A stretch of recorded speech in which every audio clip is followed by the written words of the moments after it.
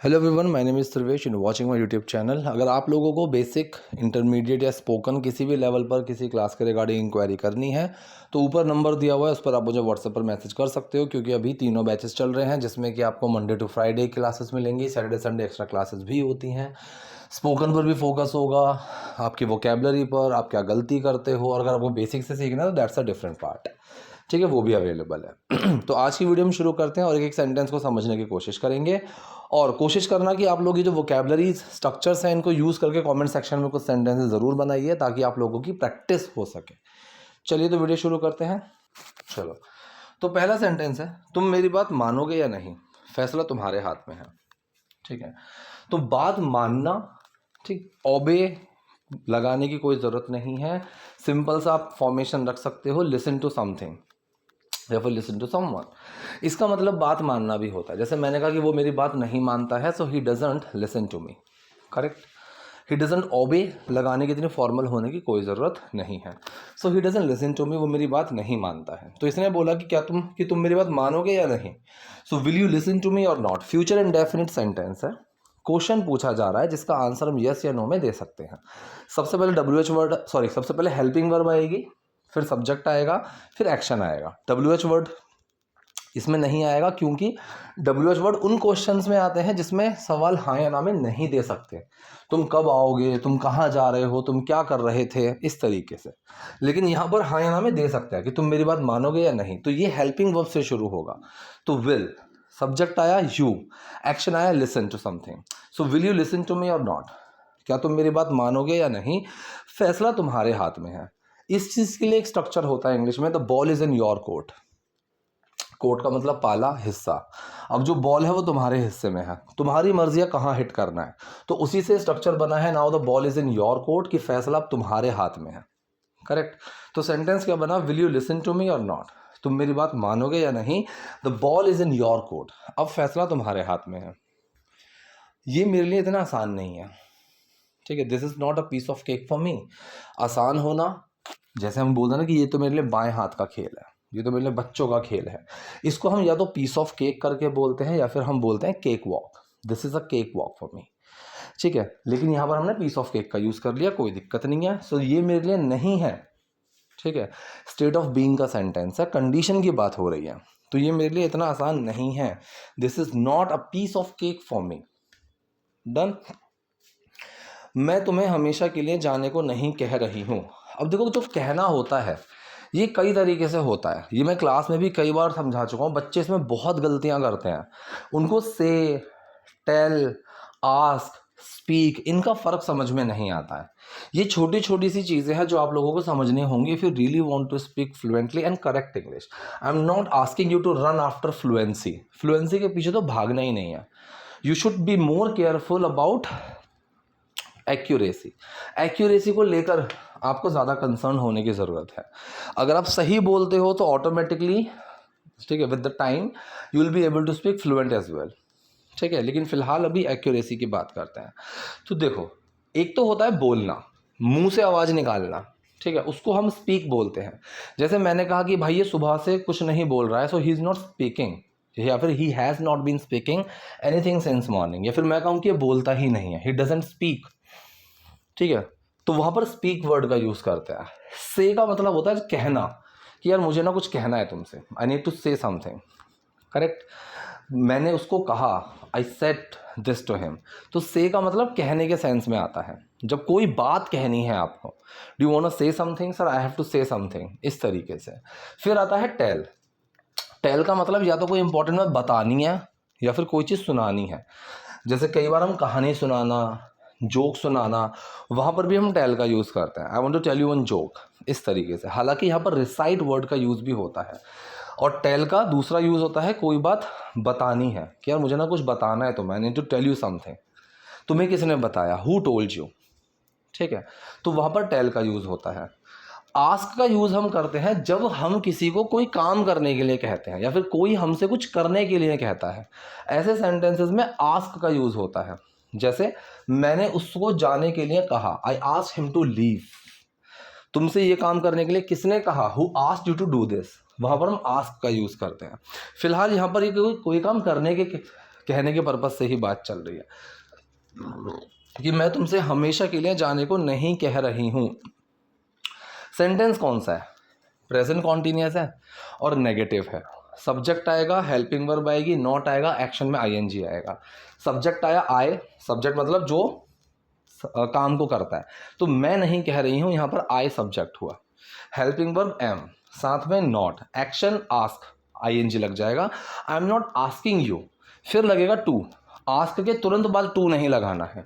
Ask के बाद वो पर्सन आएगा जिसको करने के लिए कहा जा रहा है, फिर लगाएंगे टू, क्योंकि वो एक्शन को दिखाएगा। So I am not asking you to leave for good. अब यहाँ पर टर्म है फॉर गुड।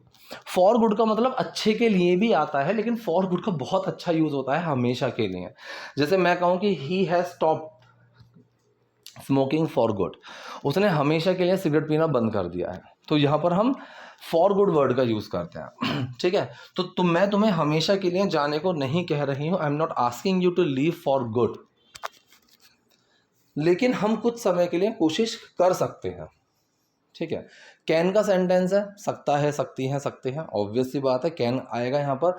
हम कुछ समय के लिए कोशिश कर सकते हैं, सिंपल सेंटेंस है। सब्जेक्ट, हेल्पिंग वर्ब और एक्शन की बेस फॉर्म। सब्जेक्ट आया हम, we, helping verb I can, क्योंकि एबिलिटी की बात हो रही है। एक्शन है यहाँ पर ट्राई करना, कोशिश करना, सो वी कैन ट्राई। अब टर्म है for the time being. For the time being का मतलब होता है कुछ समय के लिए, फिलहाल के लिए, उस तरीके से।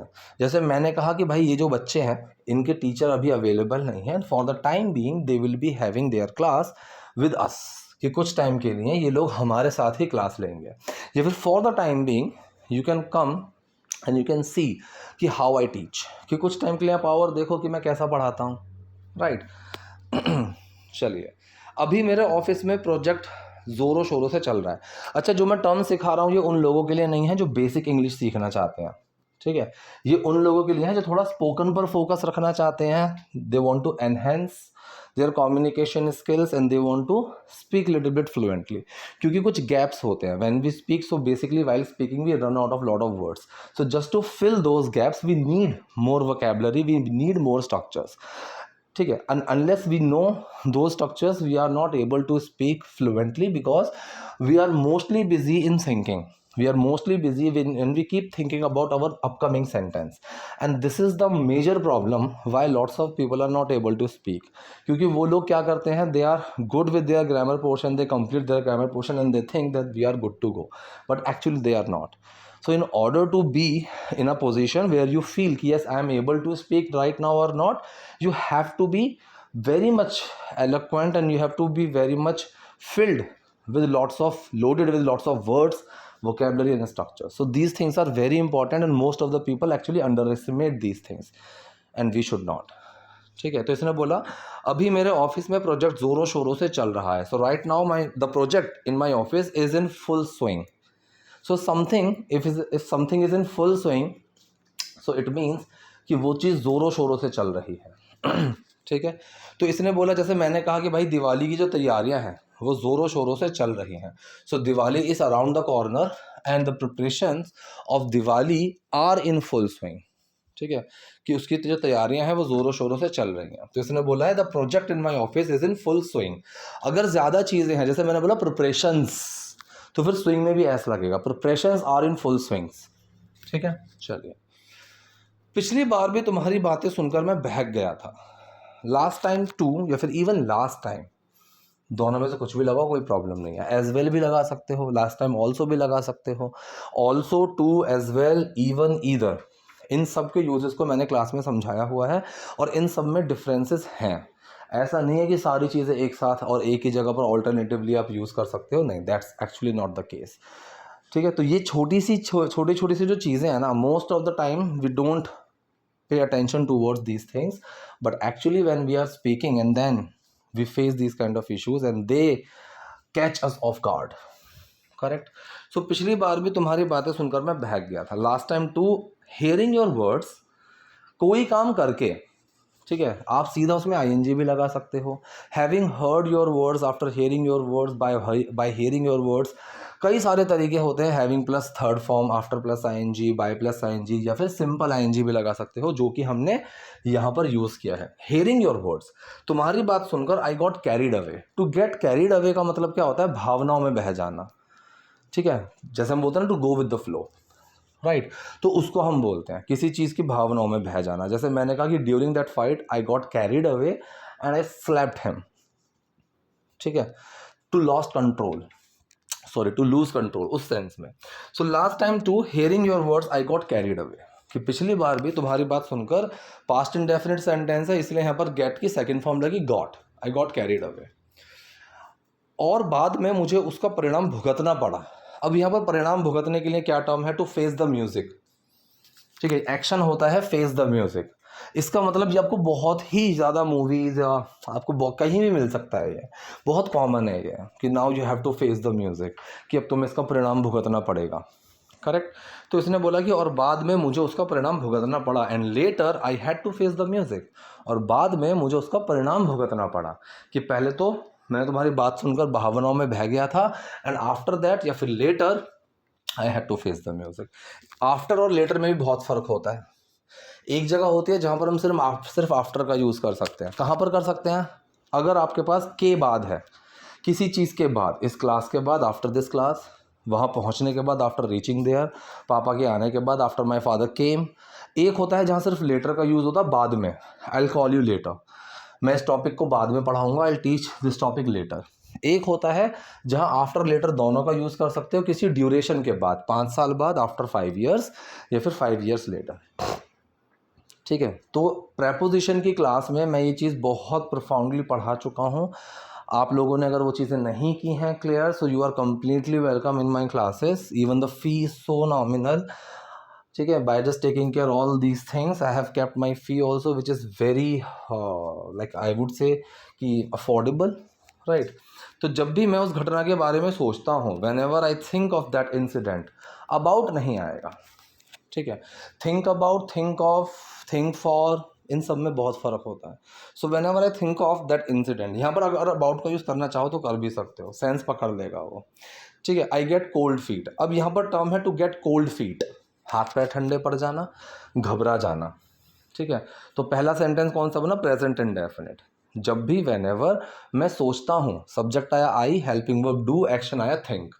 सिंपल सेंटेंस है तो डू तो छुप ही जाएगा थिंक के अंदर। सो आई थिंक, मैं सोचता हूँ, ऑफ दैट इंसिडेंट, उस इंसिडेंट के बारे में, मैं घबरा जाता हूँ। ये भी प्रेजेंट इंडेफिनिट सेंटेंस है। सब्जेक्ट आया आई, हेल्पिंग वर्ब आया डू, एक्शन है गेट कोल्ड फीट। अब डू छुपा गेट के अंदर, कोई चेंज आएगा ही नहीं, गेट का गेट ही रहेगा, सो आई गेट कोल्ड फीट बन जाएगा। सो whenever I think of that incident I get cold feet. अच्छा, इंसिडेंट और इंसिडेंस, इसमें भी फ़र्क होता है, ठीक है। कितनी छोटी छोटी सी चीज़ें हैं।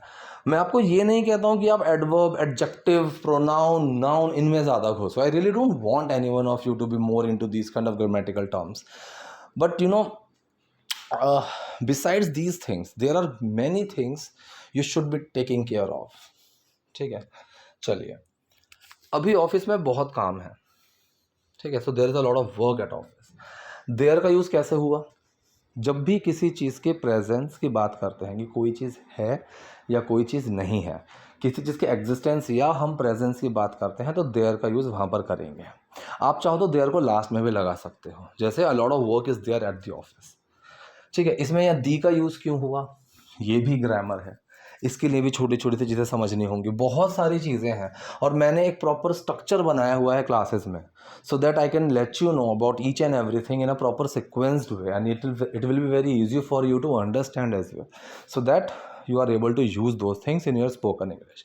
फिलहाल अभी इतना टाइम नहीं है कि I can explain all these things in this class only. So there is a lot of work eight the office.